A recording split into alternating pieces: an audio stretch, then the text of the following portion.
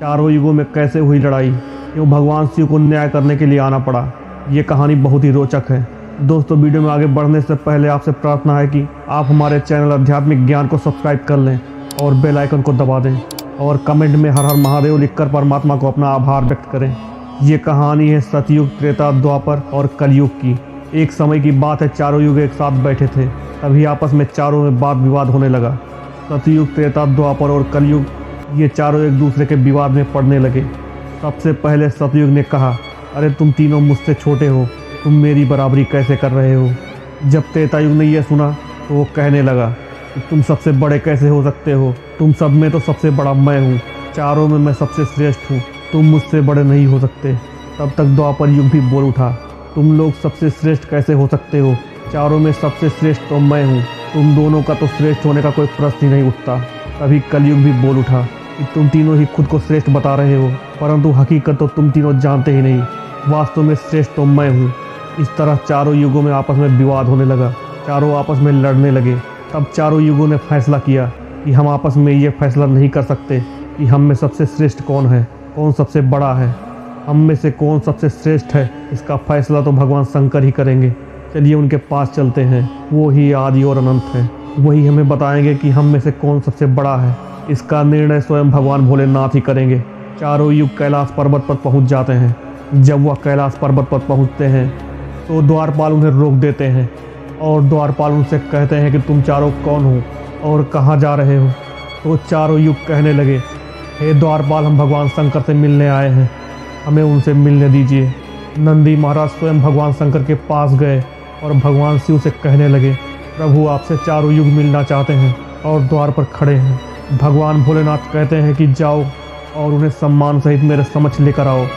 नंदी महाराज चारों युगों को लेकर भगवान शिव के पास पहुंच जाते हैं। भगवान शिव ने सम्मान सहित उन चारों को बैठाया।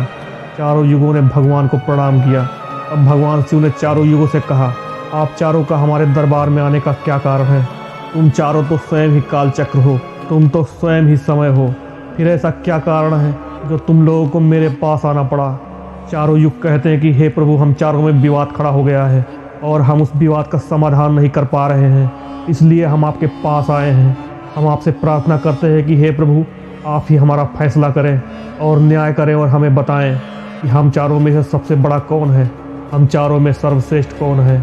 भगवान शिव कहते हैं कि इसका फैसला तो तभी होगा जब आप चारों लोग अपना अपना मत बताओगे, अपना फैसला बताओगे। और भगवान शिव सतयुग से कहते हैं कि हे सतयुग, तुम बताओ कि तुम कैसे बड़े हो। तुम अपने आप को सर्वश्रेष्ठ बताने की कोशिश कर रहे हो, तो तुम कैसे सबसे बड़े हो, उसका कारण बताओ। तब सतयुग भगवान शिव से कहता है, देखिए प्रभु, मेरी आयु चारों में सबसे ज़्यादा है, मैं 17 लाख वर्ष का हूँ और ये तीनों हमसे बहुत छोटे हैं। मैं इन सभी में सबसे लंबी आयु का हूँ, इसलिए मैं सबसे श्रेष्ठ हूँ। तब तक कलयुग बोल उठा। वो कहने लगा कि हे प्रभु, मैंने तो यही सुना है कि कोई कभी अपने आयु से बड़ा या छोटा नहीं होता, वो तो अपने गुणों से बड़ा होता है। भगवान शिव ने कलयुग की बात को माना और सतयुग से कहा कि तुम इस तरह बड़े नहीं हो सकते। सतयुग कहने लगा कि हे प्रभु, मेरे युग में जो व्यक्ति हुए वो बहुत ही पराक्रमी, बलवान और शक्तिशाली हुए, और मेरे युग में श्री हरि विष्णु ने कई अवतार लिए। प्रभु नरसिंह अवतार मेरे ही काल में हुआ, वराह अवतार मेरे ही काल में हुआ, मत्स्य अवतार मेरे ही काल में हुआ।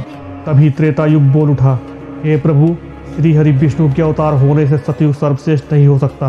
प्रभु श्री हरि विष्णु के मर्यादा पुरुषोत्तम श्री राम का अवतार तो मेरे काल में भी हुआ था, जिन्होंने इस पूरे संसार को मर्यादा का पाठ पढ़ाया। और अगर बलवान की बात करें तो कुंभकर्ण, रावण जैसे पराक्रमी बलशाली योद्धा हुए। हे प्रभु, इस कारण सतयुग सबसे श्रेष्ठ नहीं हो सकता, सबसे बड़ा नहीं हो सकता, तो इन सब में सबसे बड़ा तो मैं ही हूँ। जब यह बात द्वापर युग ने सुनी तो द्वापर युग कहने लगा, हे भगवान, ये दोनों बड़े बन रहे हैं, परंतु ये दोनों कैसे बड़े हो सकते हैं। सभी लोग जानते हैं कि जब मेरा शासन काल आया तो मेरे ही काल में भगवान श्री कृष्ण ने जन्म लिया, जो विष्णु जी के ऐसे अवतार थे जो 16 कलाओं से परिपूर्ण थे, संपूर्ण परम ब्रह्म परमेश्वर थे, जिन्होंने अपना ऐसा विराट रूप दिखाया जो स्वयं श्री हरि विष्णु जी ने भी कभी नहीं दिखाया। हे भोलेनाथ, अगर योद्धाओं की बात करें तो मेरे युग में भी बड़े बड़े महारथी योद्धाओं ने जन्म लिया। अर्जुन, कर्ण, भीष्म, जरासंध, भीष्म पितामह, युधिष्ठिर, सहदेव, नकुल जैसे बहुत से योद्धाओं ने जन्म लिया।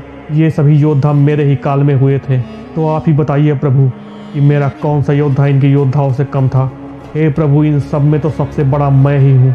तब तक कलयुग बोल उठा। कलयुग कहता है कि मैं इन सब की बातें मान भी लूँ, लेकिन इनके शासनकाल में जो भी योद्धा हुए उनमें बहुत सी कमजोरियाँ पाई गई थी, और जिनके काल में कमजोरी वाले मनुष्य हों वो सर्वश्रेष्ठ कैसे हो सकते हैं। कलयुग ने कहा कि हे प्रभु, मेरा शासनकाल सबसे अच्छा है। मेरे समय में मनुष्य के भोग विलास के बहुत साधन हैं। अच्छे अच्छे और नई तकनीकों से परिपूर्ण है मेरा युग। मेरा काल इन सभी में सबसे श्रेष्ठ है। जब भगवान शिव ने चारों युगों की बात सुनी, चारों युगों की बहस सुनी, तो भगवान शिव अपने मन में विचार करने लगे और सोचने लगे कि इन चारों का फैसला कैसे किया जाए। वहीं पास में माता पार्वती भी बैठी थी। माता पार्वती कहती है कि हे प्रभु, अगर आप इनका फैसला नहीं कर पाए तो फिर कौन करेगा? फिर तो ये चारों हमेशा आपस में लड़ते रहेंगे। हे प्रभु, इसलिए आप ही इनका फैसला कीजिए।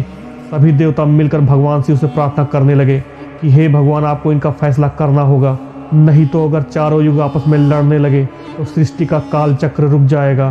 प्रभु, आप ही कुछ कीजिए। भगवान शिव कहते हैं कि मैं सभी लोगों की बात मानकर इनका फैसला करूंगा। भगवान शिव ने कहा कि मैं तुम चारों की परीक्षा लूंगा और जो उसमें सफल होगा वही सबसे बड़ा होगा। चारों युग परीक्षा देने के लिए तैयार हो जाते हैं। भगवान शिव ने 100 टन भार का 4 लोहे का बर्तन मंगाया और उन चारों बर्तनों को नीचे एक तलहटी में रखवा दिया और उन बर्तनों के पास में एक एक चावल का ढेर लगवा दिया। भगवान शिव ने चारों युगों को बुलाया और कहा कि तुम चारों की परीक्षा अभी शुरू होती है। भगवान भोलेनाथ कहते हैं कि मेरे 500 गण 4 पंक्तियों में बैठे हैं। तुम चारों को उस बर्तन में भोजन बनाकर मेरे 500 गणों को भोजन कराना है, पर ध्यान रहे भोजन तुम्हारे काल के मनुष्य बनाएंगे। चारों युगों ने अपने अपने काल चक्र के मनुष्य को तुरंत बुलाया और उस 100 टन के बर्तन को दिखाया कि इसमें भोजन बनाकर 500 गणों को भोजन कराना है। चारों मनुष्य अपने अपने बर्तन के पास पहुँचे। सतयुग के मानव ने एक बड़ी भट्टी खोदी और आग जलाकर उस पर उस बर्तन को रख दिया, जो बहुत ही बड़ा और भारी था। उसे बहुत ही आसानी से रख दिया और चावल बनाने लगा। त्रेता युग के मानव ने भी एक बड़ी भट्टी खोदकर उस भारी बर्तन को उस पर रख दिया और उस पर उस बर्तन को रखकर आग जलाया। बर्तन बहुत ही भारी था तो उसे उठाने में थोड़ी परेशानी हुई और आग जलाकर चावल बनाने लगा। द्वापर युग के मानव ने भी भट्टी खोदी, आग जलाया और उस भट्टी पर उस 100 टन भारी बर्तन को बहुत ही मुश्किलों के बाद रख पाया और चावल बनाने लगा। अब बारी आई कलयुग के मानव की, जो इन सबके जितना शक्तिशाली नहीं था। वो उस 100 टन के बर्तन को उठा नहीं सकता था, तो उसने उस बर्तन को बिना हटाए उसके नीचे की मिट्टी को हटाकर एक भट्टी बना डाली और उसके नीचे आग जलाकर भोजन बनाने लगा। थोड़ी देर में चारों लोगों का भोजन तैयार हो गया। अब उन 500 गणों को भोजन कराने की बारी आई। सतयुग, त्रेता, द्वापर, इन तीनों युगों के मानव ने अपने अपने पंक्ति को भोजन परोसना शुरू किया। अब कलयुग के मानव को अपने पंक्ति के 500 गणों को भोजन परोसना था। कलयुग के मानव ने उन 500 गणों में से 4 गणों को भोजन परोसने को कहा और वे लोग भोजन परोसने लगे।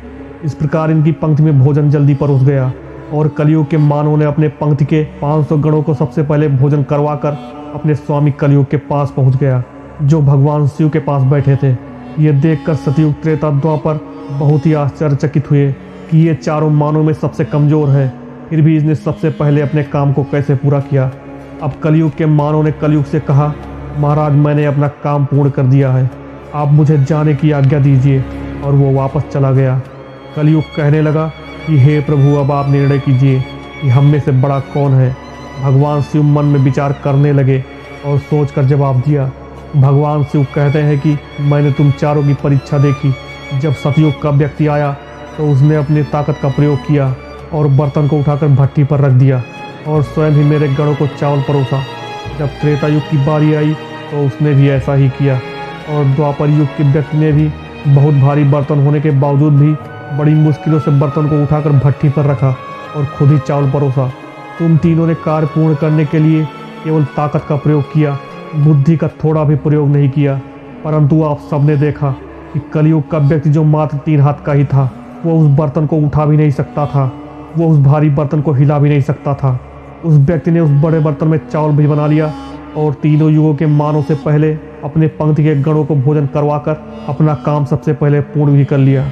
यह व्यक्ति तो बड़ा ही बुद्धिमान है। अगर ये भी ताकत का प्रयोग करता तो यह इस काम को कभी पूर्ण नहीं कर पाता, परंतु इसने अपने बुद्धि का प्रयोग करके काम को पूर्ण कर लिया और परीक्षा में सफलता पाई।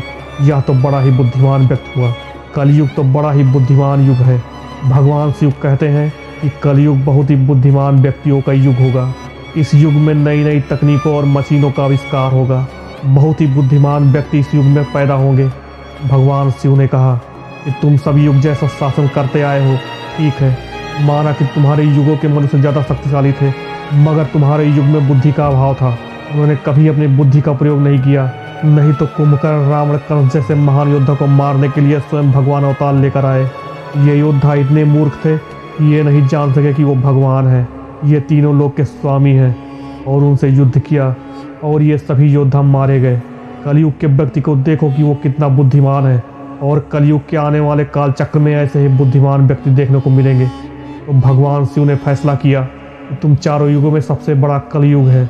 कलयुग मशीनों का युग होगा। कली मतलब मशीन और युग मतलब समय। इस युग में बड़ी बड़ी मशीनों का आविष्कार होगा जो सतयुग, त्रेता और द्वापर युग में नहीं हो पाएगा। भगवान शिव की बात सुनकर वो चारों युग उनका फैसला मान लेते हैं और वो चारों अपने अपने काल चक्र में वापस चले जाते हैं। इस प्रकार भगवान शिव ने चारों युगों के बीच के विवाद को खत्म किया। वीडियो पसंद आया हो तो दोस्तों आपसे प्रार्थना है कि कमेंट में हर हर महादेव जरूर लिखें और चैनल को सब्सक्राइब करना मत भूलें।